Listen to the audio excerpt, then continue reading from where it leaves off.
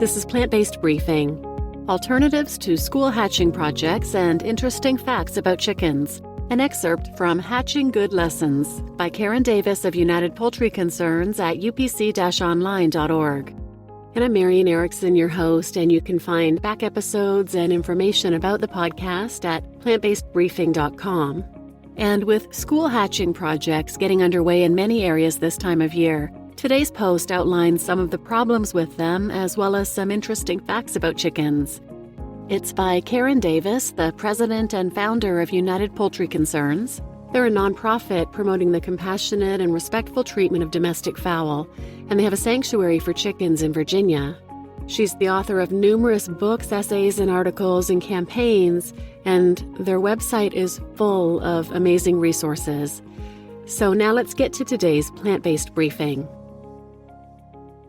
Alternatives to school hatching projects and interesting facts about chickens. An excerpt from Hatching Good Lessons by Karendavis of United Poultry Concerns at upc-online.org.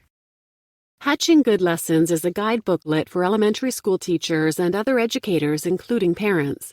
Following a brief overview of the problems involved with classroom bird hatching and mechanical incubation, you'll find a variety of exciting learning activities for students in grades K to 6 on the development and life of chickens and other birds. In addition to the activities presented in this booklet, we invite you to visit upc-online.org/hatching for more program ideas. Why choose alternatives to chick hatching projects? Some teachers place fertilized eggs in classroom incubators to be hatched within 3 to 4 weeks as a lesson in embryonic development. Chickens, ducks, and quails are typically used in these projects. We urge teachers to replace bird hatching projects with learning activities that teach life processes without the use of live animals. Hatching projects encourage the view that animals are disposable objects instead of requiring a lifetime of care and commitment.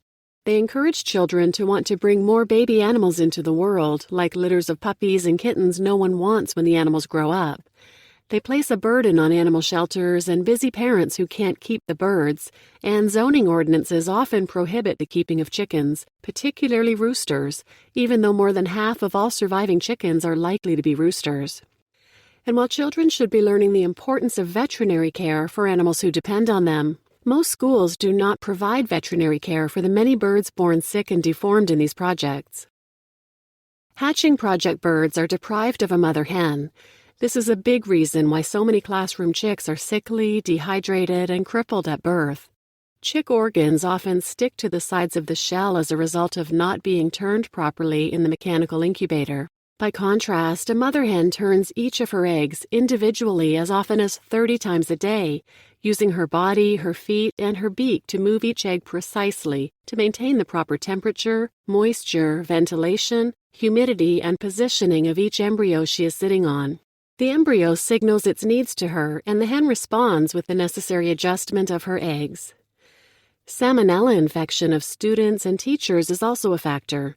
More and more children have egg allergies and complications of seasonal flus and vaccines. Dr. Pascal James Imperidot, Dean of the Graduate Program in Public Health at the State University of New York, says due to insufficient regulation of the poultry industry, salmonella is widespread among chickens and other poultry. The risk of infection, he says, is especially high for young children who come into contact with baby chicks and ducklings. For all of these reasons, teachers are strongly encouraged to replace hatching projects with programs and activities that teach life cycles and inspire students to appreciate, respect, and learn about the amazing life of birds on our planet and in their own neighborhoods. Classroom programs, activities, and products are linked here. Interesting facts about chickens. Do you know why roosters crow? Chickens evolved in the tropical forests of Southeast Asia. Perched in the trees and sensitive to infrared light, they see sunrise almost an hour before we do. During the day, chickens break into small subgroups to forage on the forest floor. Through the dense foliage, the roosters in each subgroup crow back and forth to keep track of one another and send out alerts. Scientists call these communications locator crows. As protectors of the flock, roosters are always on the lookout. Do you know why hens lay eggs? Like all female birds, hens lay eggs in order to hatch chicks so that the species will continue through new generations. In nature, hens and roosters live together in flocks, so wild hens' eggs are usually fertile. That means there's an embryo growing inside the egg. Do you know why hens hide their eggs?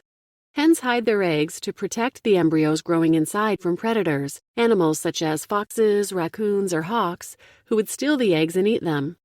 In nature, the hen and rooster go together to look for and scoop out a ground nest that will camouflage the hen while she sits on her eggs for 21 days of incubation.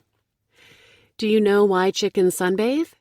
Chickens, hens, roosters, and their chicks sunbathe regularly in order to obtain vitamin D from the ultraviolet rays of the sun. Lying on the ground, chickens spread out their wings one wing at a time and raise their feathers up from their skin so that the sunlight can reach their skin to aid their absorption of calcium and phosphorus.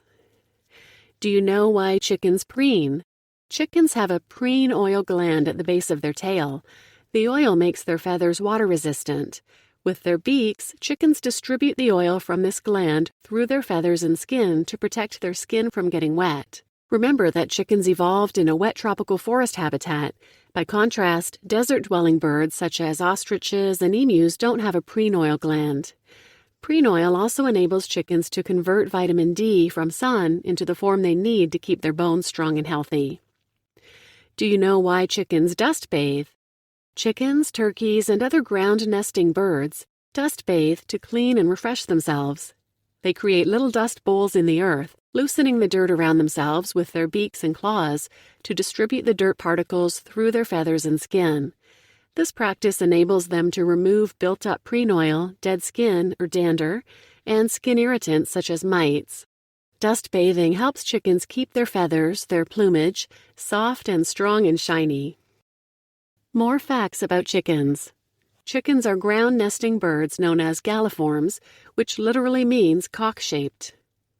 Hens lay more eggs in the spring and early summer. Spring and early summer are the best time of year for hens to raise their young. Daylight hours are long and the weather is warm and the earth is richest at this time of year, with the nutrients chicks need to grow strong and healthy: bugs, worms, grasses, seeds, soil, and leafy greens. Chickens can fly. Most chickens can fly short distances. They fly in an arc up to perches such as tree limbs and fence posts, then down again. At night, chickens prefer to perch together high off the ground. Chickens eat grass. As well as eating bugs, worms, seeds, and grains, chickens eat grass and leafy greens for vitamin A and other nutrients. Chickens see colors. Chickens have full-spectrum color vision, including infrared and ultraviolet perception. Chickens see morning sunlight almost an hour before we do. This is because chickens can see the infrared end of the color spectrum, which is invisible to humans. And chickens have good ears. Chickens have very keen ears. Good hearing is necessary to birds and other animals living in the dense foliage of a tropical forest, also known as the jungle. Since jungle dwellers can't always see each other through the leaves, they can hear and communicate with each other through hearing.